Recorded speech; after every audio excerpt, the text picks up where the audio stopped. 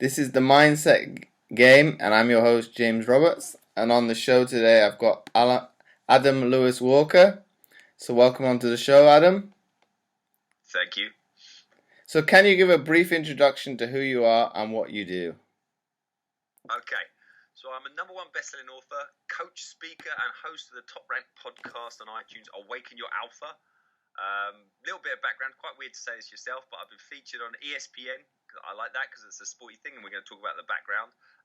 The Huffington Post, the TEDx stage. Recently, I was in the Hollywood presenting at the Thought Leaders Summit, all about making the most of your opportunities. So we're probably going to talk about that.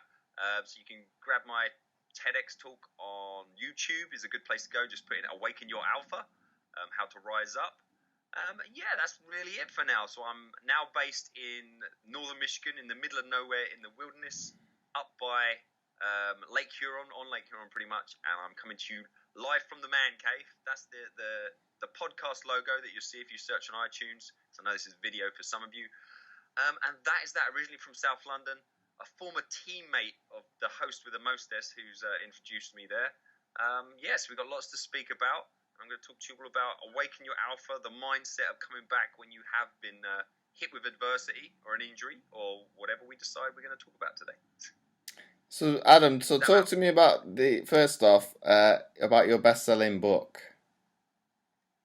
Okay, so The New Rules of Success was a co-authored book. So again, it's almost like the book version of the podcast, but that came first. So that was kind of the origins, the ideas for my podcast. In terms of, in that book, it's people from all walks of life, a bit like the Chicken Soup for the Soul type series. So on paper, we've got nothing in common. So it could be a dentist, a teacher, like myself at the time, from England, Australia, America.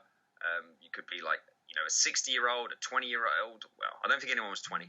But, yes, it's a complete mix of people. And it's their take on success, their secrets, really. And that's where there's a lot of similarities. As I say, on paper, you'd think, what has a dentist got in common with a teacher from South London? And it was when I actually met these people in person and having these sorts of conversations that I was like, there are a lot of similarities. And I'm very surprised actually at how I got on so well with lots of them, because it is the mindset, regardless of whether, I was going to quote a song lyric, black, white, Cuban, or Asian, or regardless of their 50, 60, or whatever, or 30. There's, like minds attract each other, and success leaves clues. So that's kind of the idea initially for a podcast, to kind of bring these sort of conversations and people from all over the world's alpha minds, I should say, every week, sort of 30 minutes of fun, fulfillment, resources, and try and inspire you to live limitless and live your untapped potential. So talk to me, how would you define success for you personally? Okay, so personally, I would say not sacrificing one area of one of the core areas of your life massively to achieve success in another area. So I don't believe, for me, success is not, being very financially wealthy, but being fat and out of shape, or being in great shape and then not having any finances. So to the level that it's really unhealthy, or, having great finances and being in great shape, and then not seeing your family because you're always in the gym or always out working, making money. So I do believe, a rising tide, raises all boats. I think you can pursue the alpha or pursuit of greatness across all areas of your life at the same time, or the key areas of life. Because again, if you're not interested in what I might say is a key area of life, then it's not your key area of life. So it's really aspects of life that are important to you, pursuing them concurrently. Okay. So obviously there's got to be a little bit of sacrifice for some things, but I'm talking about key, consistent sacrifice in terms of like, I'll spend time with my family when I've made some more money, or I'll get the job I like when I've made some more money, or I've spent loads of time with my family, or I'll pursue that career when I'm ready, or when I've done this. Just stop making excuses for yourself and crack on. Well, I think it comes back to that case in point that you've got to kind of make a little bit of balances to some extent, as into what do you truly want to do to be successful. But okay, if you've got a family, as you do, you've got to be able to make time for them, obviously, or you'll possibly regret it down the line. Or why didn't I spend more time with my kids when I was younger? So it's kind of finding that massive balance between the two. As to, okay, I think one of the podcast guests I had brings up a good point. You've got to make money to a certain extent to survive. Okay, it's not how I believe it. Okay, it's not to a certain extent not the end of the world if you don't have a lot of money, or some people perceive it as both good and bad. Okay, he said you need it obviously for all other things. Okay, but it's at a detrimental effect to some other things in life sometimes. Yeah, and yeah, like you said, it comes into what do you need and what do you want. Two different things financially, and what you need to be happy. It could be very different from someone else based on obviously your situation and what you feel you need to have a happy life.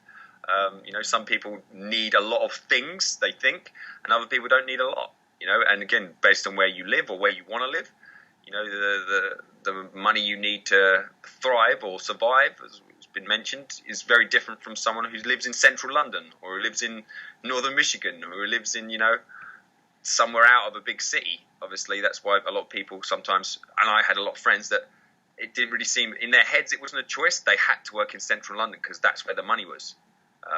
But again, that's where the money is, so you can survive, to live in central London or close to it. Whereas, okay, change your mindset. If that was the only reason you was going there, how about you earn less, but you make more, or you keep more because you're not living in central London, or so that's things people have sometimes focused on the generic. Okay, you earn X amount. Well, let's look at the details then. Okay, where do you live? Well, you need X amount to live there. Mm-hmm. So we go back a bit, Adam, and talk about how you originally. We could say how our paths crossed, but if we go further back than that, and so you can say how you originally got your injury. Yeah. Okay. So part of the intro on my short intro on my podcast, former teacher and athlete. So I was a pole vaulter, and again, lifestyle. Yeah, you're not going to earn tons of money as a teacher, but it kind of goes with the lifestyle. You get the summers off, and I was an athlete. So semi-pro at best, I say, because there's zero money in athletics. That's not why I did it.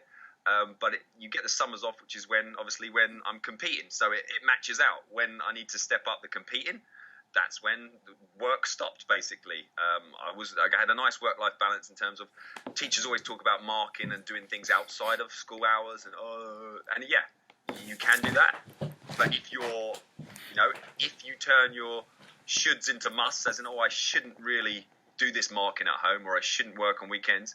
For me, that was a must. I didn't do work at home when I was a teacher because, I got other priorities. So it just, you choose mentally what are your priorities. And if you have a rule you don't mark at home, well, you don't mark at home. You can stay at work a little bit later, get something done, but I didn't bring it home with me generally.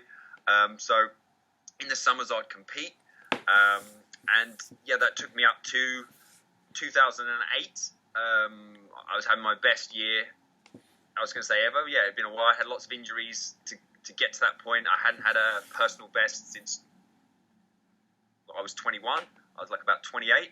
And I'd finally got over injuries, had operations, kind of settled, coming back. Was just starting to get to some of my potential. Got a lifetime personal best that year. Come third in the Irish Olympic trials. Was just starting to get going. That's how it felt. And then I squeaked into the UK Challenge Final, top 10 in the UK at the time. Managed to get in there.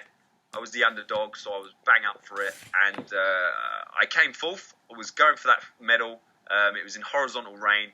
The run-up wasn't organised properly, or it wasn't draining the water, so he was taken off in a big puddle. And I got a bit close, slipped on takeoff, and dislocated my knee, tore the ACL. and tore the meniscus cartilage off my bone and bruised the bone ends, and basically game over. Was screwed. Took a while to realise how screwed I was, but 2 years, 3 operations, officially screwed from pole vaulting. And again, it's all about perspective, the mindset. When that's your whole life, that is not good. But at the end of the day, walking around and doing anything else, once I'd been through that couple of years, apart from pole vault, there's pretty much I could do most other things. And then obviously it was in that period, I think 2009, because my background was obviously athletics to a high level and a bit of basketball. I got invited to a Paralympic Potential Day, and I didn't really know what I was doing. I came along just for the experience, and then I've always loved volleyball as well, but I haven't really done too much of it. And I had a little go at it, and I was quite good at it, and got invited to like a GB training weekend, and then it went from there. And that's probably I met you probably around that time, and then I was kind of in and out of the Paralympic team in the run up to 2012. And again, it's something I was only not a bad thing, but I was a minimal disability athlete because of, as I said, on the surface it wasn't like I had a huge disability, but my knee had literally no cartilage in it. And there's a couple of players like that, and there's only 2 spots on court for that at any time. So like anything, it's a long shot to get to the Paralympics or the Olympics, and it's competitive for every place. But in the terms of minimal disability, it was, I think we agreed, like one of, if not our best player was a minimal disability player. Mm-hmm. In terms of he had been Great Britain captain for like 20 years, standing volleyball. He was legit, and it was literally one spot probably for me. And that was, in the end, it came down to kind of 2 years was going to be kind of professional in the term of what you was doing for 2012, but not professional in terms of you weren't going to get any money to survive. You'd have had to do something around that and make it work. So that's kind of what we was talking about before the interview as well. And so I stepped away from that, I think 2010, and turned my attention more and more to business and what I was up to, because I could control that. And in the Paralympic volleyball, although I was obsessed with getting to the Olympics or the Paralympics, I had to be aware that the situation, no matter how hard I trained or how good I became, there wasn't going to be a spot for me, and that's what I believed. And even though this goes out, the coach was not my cup of tea in terms of our mindsets and how he approached high performance sport. So little things like that, I had to make the tough call and step away from it, even though I would really have wanted to go to the Olympics or Paralympics. I watched from the sidelines. So talk to me a little bit more about that mindset you had, obviously, when you were an injured athlete, but then going on to having to deal with probably being in and out of the squad in the volleyball sense. Yeah, as I say, that was really tough, because I'm someone who, I do believe you take responsibility for everything you do, and even in that scenario, I do think you can achieve anything. There are sometimes, the sacrifice of things. Are you willing? And this is, I literally asked myself that question with 18 months or 2 years, probably 18 months or 2 years to get to 2012. Was I willing to sacrifice? I had a newborn. Was I willing to sacrifice what I knew it would take to then get the chance to be in the Paralympics? And I mean the chance, because there was a very realistic chance that I would have sacrificed 2 years solidly, and a huge amount. I could just clock up the hours weekly of when I was traveling into London or Roehampton to train, how much I was missing out. And I think that was the key thing for me. If I didn't have a kid, probably I might have rolled the dice a little bit longer. But regularly when I'm going into London, thinking it didn't feel right that I'm missing out on, putting my son to bed or things a lot of time. But ultimately, it's like anything. Everyone's decision is always based on their perceived reward. What are you willing to sacrifice for what reward? And I was quite confident at that stage that the sacrifice to most likely not get into the Paralympics, to be kind of in the training camp, and then when the as I'd experienced when the key competitions came round, or the championships came round, or the Paralympics came round, be dropped from the squad because of the minimal disability aspect and because of players that were in better favour with the coach, I think, or vice versa. And that was the other thing. If the train aspect had been a bit more enjoyable, from a sense of, I liked the toughness of all the drills, I loved all that, I enjoyed that, from just a sense of the approach it was taken to it, in terms of where as I said, when I saw there was opportunity for fun, or fun was even naturally going down, I feel like sometimes the fun was unnecessarily sucked out of the room just because that's your style, which is fair enough. Stick to your guns, but it's not my style. Would you say it was the coaching style was to a certain extent old school then? I'd say it was bad, because I wouldn't want to. There's nothing wrong with old school in the right situation. I would say I've been around a lot of coaches. I've been coaching myself for years, even at that point as well. I've seen coaches from all over the world. I've seen all sorts, and that was probably the worst coach from that side of things I've ever come across. And at that high level as well. That's what shocked me, and also I think, from my experience, again, it's only my opinion, which is all I got. A different coach or a different approach could have got so much more out of that team. And I know his volleyball knowledge is top notch. Not what I'm talking about. I'm talking about his coaching, as in terms of getting the most out of players. In terms of, they shouldn't, at that level. Yeah, I get you don't need to motivate players, but you don't need to demotivate them as well. Well, that's a good analogy you bring up, but probably a case in point, if we use football as the example, shouldn't some of the onus come back to the players, and shouldn't they take some of the onus on themselves to perform? Yeah, 100%. But again, this is my perspective. If you're creating a negative, unpleasant environment consistently, which ultimately is, as you were there, which is, it's not like the odd thing, it would have been your life. I'm not going to hang around that, no matter what carrot is dangled at the end of the tunnel. I think with me, it was probably, well, probably most people to listen to this can probably judge I'm fairly laid back, very individual. Yeah, you handled it very well, and that's the thing, is you handled it very well. And as I say, I think as well, in your position, I'd have done exactly the same, because your situation was very different. You'd been in the team a little bit longer, and you, as we said, I think it would have been a surprise if you didn't make the games. You were in the mix. You had a real chance, like you said as well. You were worried about the injuries, and you found out that he said to you afterwards that they'd picked the team a year out.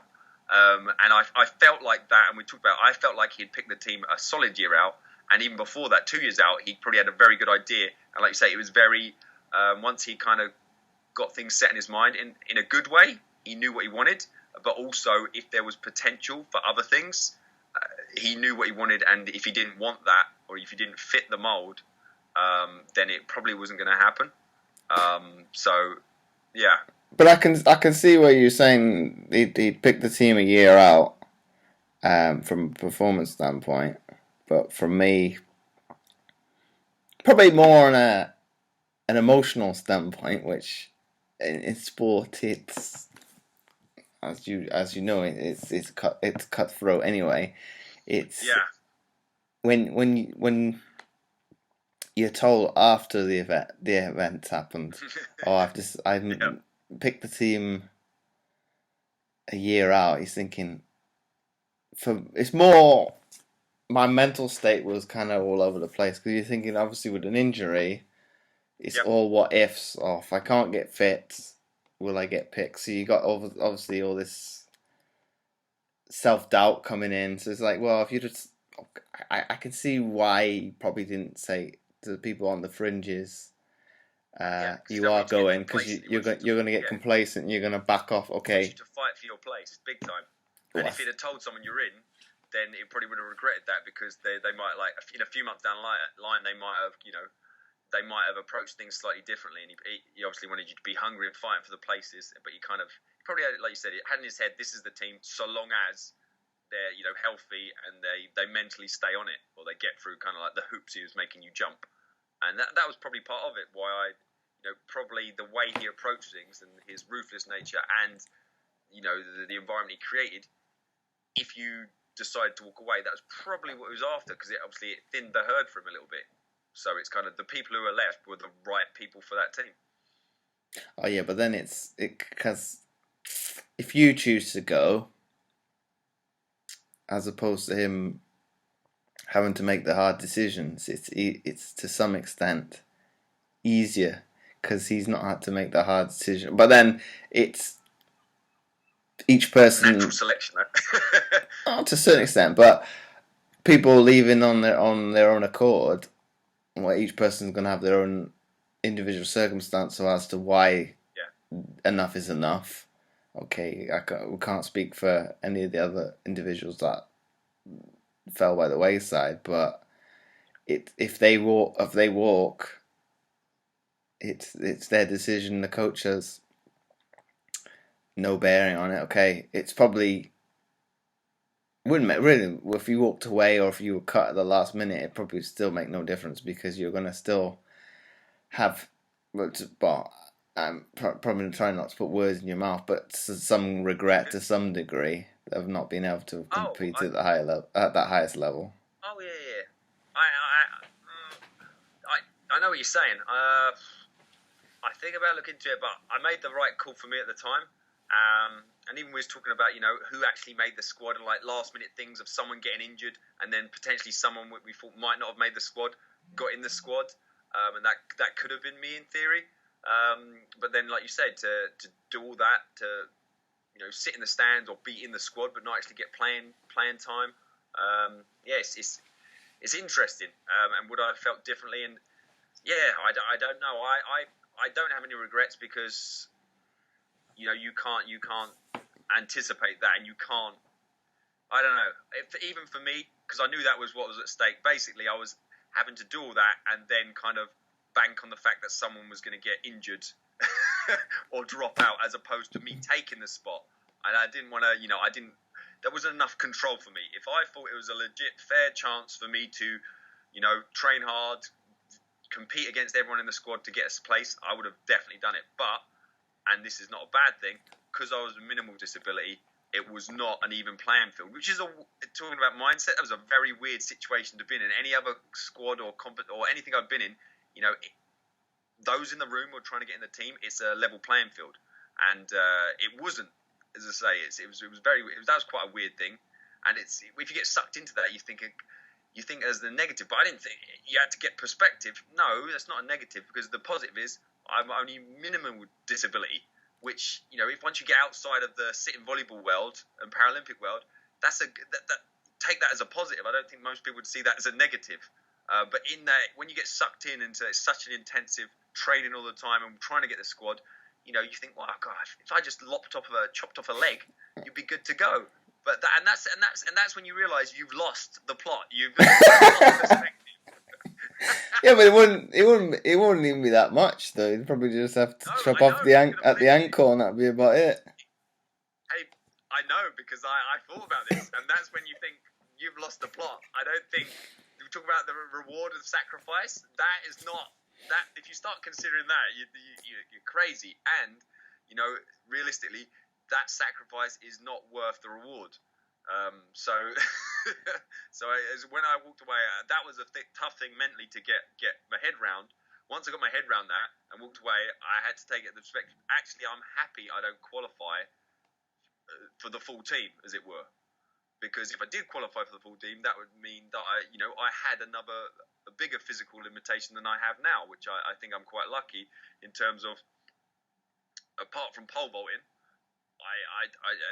And a few other things. I think I'm all good to go generally. But I think that's one thing you touched upon, with it being quite, how would I put it?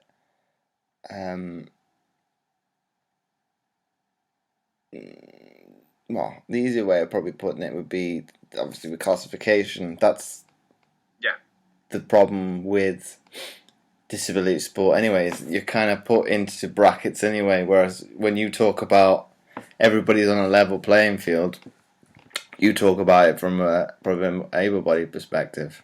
Whereas if everybody's got the same talent, it's work rate's going to be the determining factor. Whereas with that, there's so many hurdles you've got to overcome. That's what I mean. That's probably the biggest mental struggle within this scenario and this sort of era you're talking about for me was that that was out of my control in a certain sense. Yeah, I could fight for the literally the one spot for on the team for the minimal disability, and I did. And I thought, you're doing really well in training, and you think you got certain things, and then when an actual competition, as opposed to like you're going to sit in the stands, when actual competition, I think it was the World Championships in Egypt, I got the call, and obviously I got dropped bins because it's good for training and training games, but when it comes to competition, then you only have the 2 spots on court for minimal disability. One is a dead cert, as we talked about. And I could, if I was picking the team, 100% agree with that. And it's, are you willing to basically be training fodder? Do all the hard work that everyone is going to be doing, and then literally not get to perform or not get the result kind of guaranteed in a certain way. So that was kind of the decision. Is that worth the sacrifice? And that was kind of how I saw it in a certain way. But yeah, the classification thing is needed because obviously it's trying to level the playing field within Paralympic sport, disability sport. It's probably in one some of the ways. For that one, Adam. It's probably one of the put it in a nice way. It's probably the easiest one, and to some extent,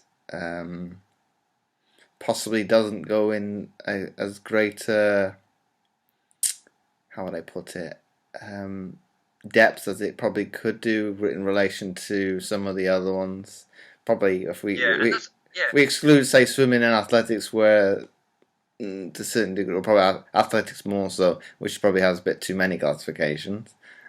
Hey, this would be your area of expertise. I don't know a lot about this stuff, but I know what you're saying. And also, that's the thing. Once you all get on the floor, as you know, it's irrelevant to a certain extent if you've got like a toe missing, a foot missing, a leg missing. It's all about skills and speed and movement and volleyball skills. And so once you're on the floor, like we never saw it when we're training. I never saw it as you just don't know. You never see someone as minimal disability or disability. It's like the volleyball team, and like you can't tell who's who. Oh, so mate's just calling me. I haven't spoken from. My best man for my wedding just called, and I'm going to hang up on him. He's in California now. I haven't spoken to him for a while, so he can wait. So as I was saying, that's the thing. Like when we're in training, we're not thinking about he's good for a minimal disability, or he's good for bearing in mind he's got missing a foot, or he's good bearing in mind he's I don't know half of people's disabilities in there. Obviously, if it's a visual, obvious one, it's a bit easier. But someone has to tell me, no, I'm only MD, minimal disability, or I'm the full thing. I didn't know until you have to ask, or they have to tell you. So, and now talking about the other mental, because this is like the mental kind of side we're talking about of all things around this aspect. I can handle it, but geez, it's so annoying having ignorant people coming up to me. Why are you in the why are you in the Paralympic volleyball team? You're not disabled. No, that's even being polite about it. I got people coming up to me, and one sticks in the mind, and I'm not a violent man, but this was tough to take repeatedly from someone who just, why are you in the sitting volleyball team? You're not in a wheelchair. And bearing in mind, I'm trying to think on the volleyball team, who was in a wheelchair? I don't think I ever saw. There's not one. Not in the men's team. There you go. And so imagine dealing with this. And this is and this is after kind of just like palming off. Yeah, you're you're intelligent. Yeah, thanks for your opinion. She came back round. I think she had a few drinks, and it's like banging your head against a brick wall. And I'm just like, this was not an isolated incident. So I'm like, oh my goodness. That's when you need the mindset to rise above it. But I'm just like, whew, but it's probably that misconception of the word to start with, sitting. and I think Yeah. I've been asked, I'm going to say a fair few times, is it in a wheelchair? No, that's the only one that's not of the wheelchair variety ones. But then those ones do have the connotation of wheelchair in their title. So, Yeah. but it comes back to them. They probably could have picked a more jazzier name, but I think it's Paravolley now. Hey, but some people are stupid. Let's not mess around. This person would have got confused by whatever was said, or just rude. Some people are rude. Like, she would have come up to anyone in the volleyball team who was standing there, like, minding their own business, and come up to you and gone, "What's wrong with you? Why are you in the team? You're not disabled." And you'd have just been like, "Whoa." You'd have had to deal with that, and that's as I say, that happened quite a bit. That's probably that's another thing. I was just like, with most handle it, but again, probably with most of the I'm trying to think off the top of my head if anybody would arm impairment.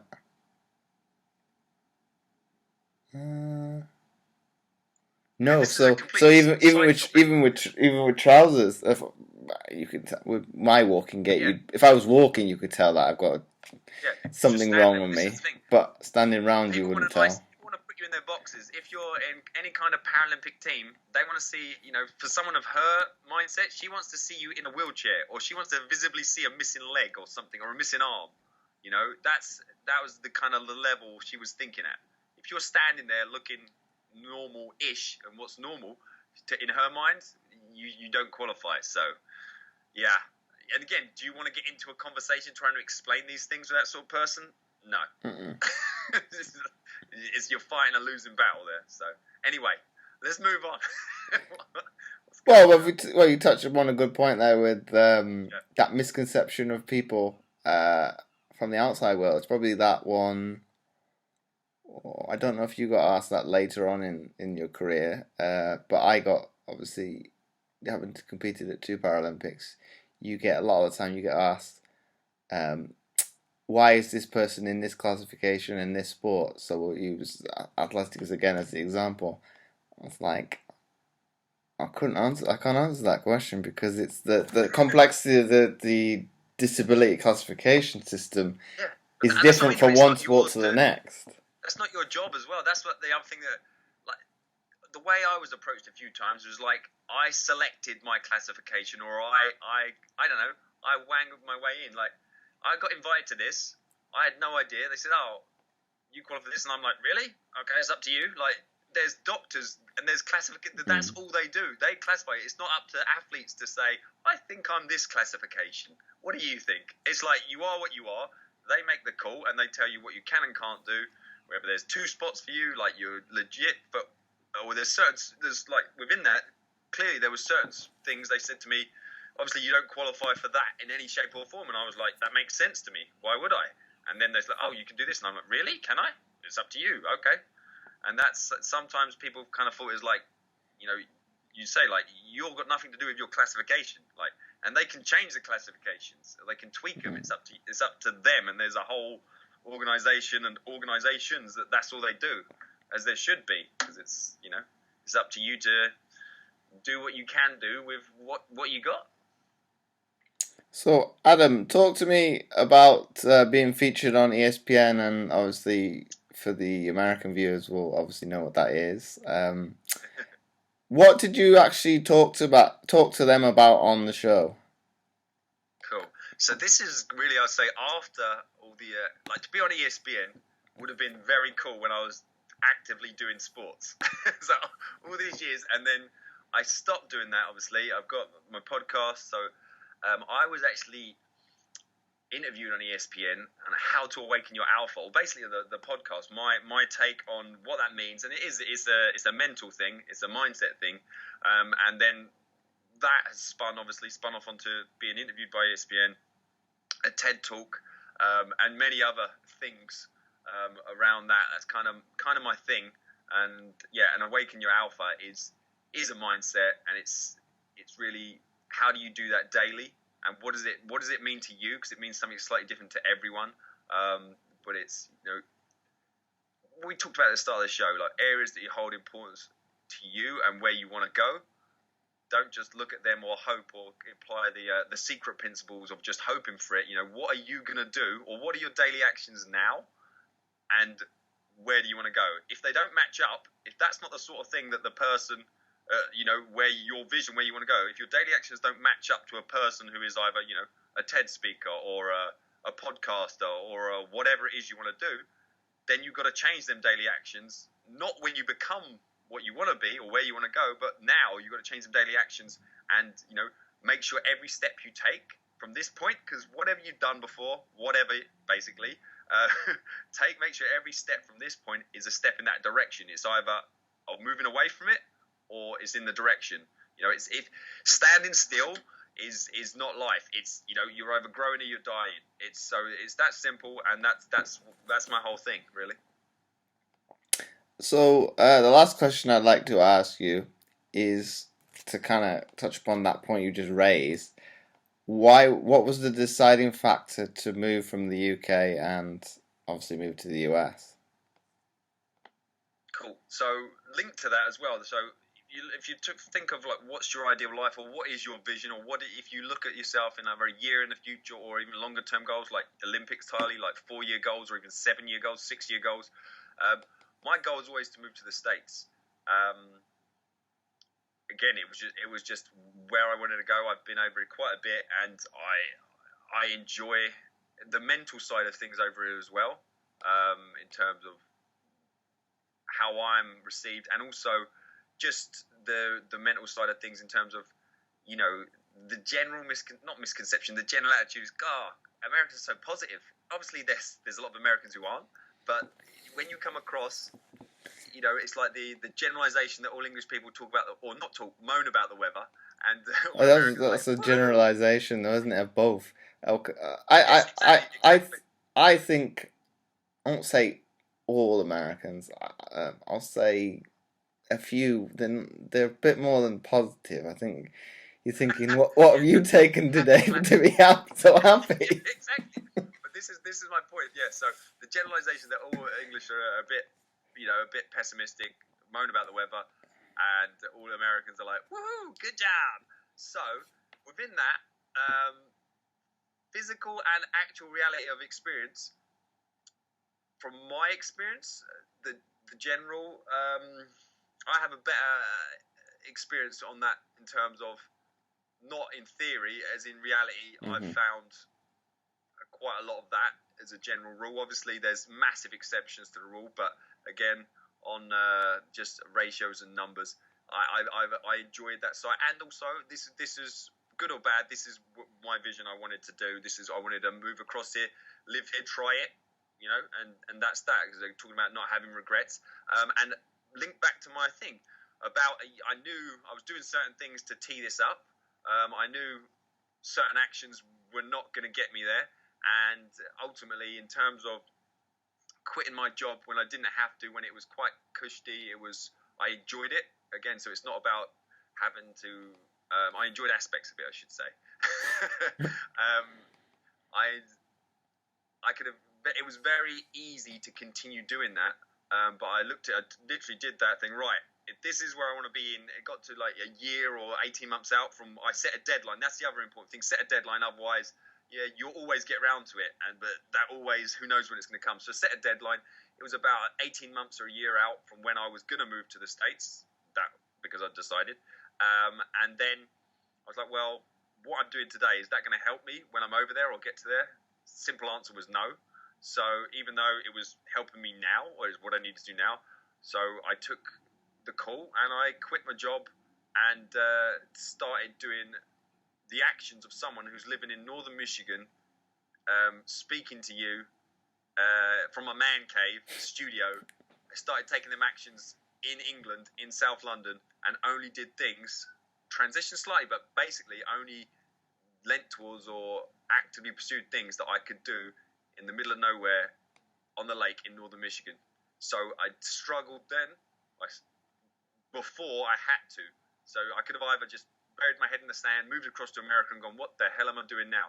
And I would have had another reasonable year teaching, coaching basketball at the college. I was part-time, so I was still doing sort of these sort of entrepreneurial things at the same time, but I was a part-timer in both. So I preferred to do the hard yards. I'm still doing the hard yards, but I mean do the hard yards in terms of getting the career side of what I was doing or my daily life organised before I came across, as opposed to moving country, then sorting out what the hell am I going to do and all the other things at the same time. If you can obviously break that down, if I could transition across, so once I moved across, it made no change really to what I was doing in terms of, you know, what I was doing basically. It just obviously changed the location, and yeah, so it just helped. So it's about doing the daily actions of who you want to become or or where you want to go.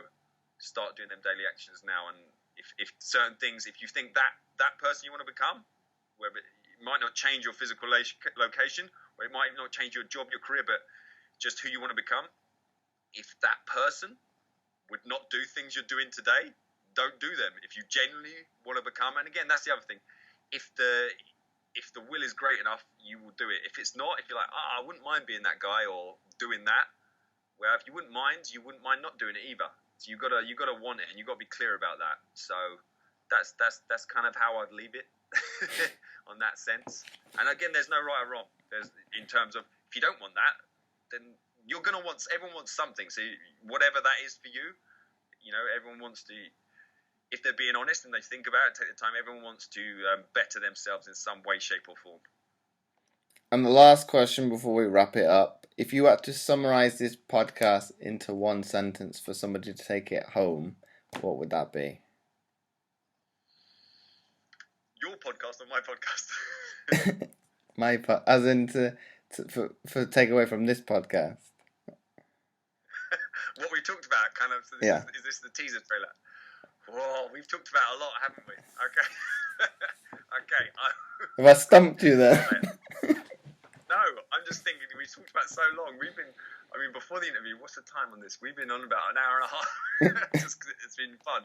But okay, I wish, if I'd have known, I could have jotted down some of the key points and then I would have just reeled them off. So, listening to this week, if you... Can you recap some of the things? So we've talked about, when the interview started, we talked about so much, blimey. We've talked a lot, though, I suppose, in the interview, we talked a lot about the mental side around getting cut for a team, trying to compete, I suppose, and get selected in an environment that's not ideal, that's not perfect, which is basically good because it's like life, you know. If the gatekeeper to your success is an idiot, then you either choose another gate or you just accept that is the reality. Don't use that as an excuse, and you work with that, and it's still your responsibility. You can't say, it's this person, because they were an idiot, or they weren't a very good coach, if you want to get it, then that's one of the challenges. It's much like if you've got to get fit for it, that's the challenge. If you've got to work with someone who you don't relate to, or your mindset doesn't match up, that's the challenge.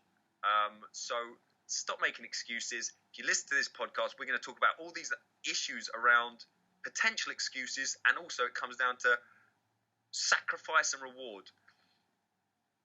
Are you willing to sacrifice what it takes for greatness to get to your ideal life or what you're after?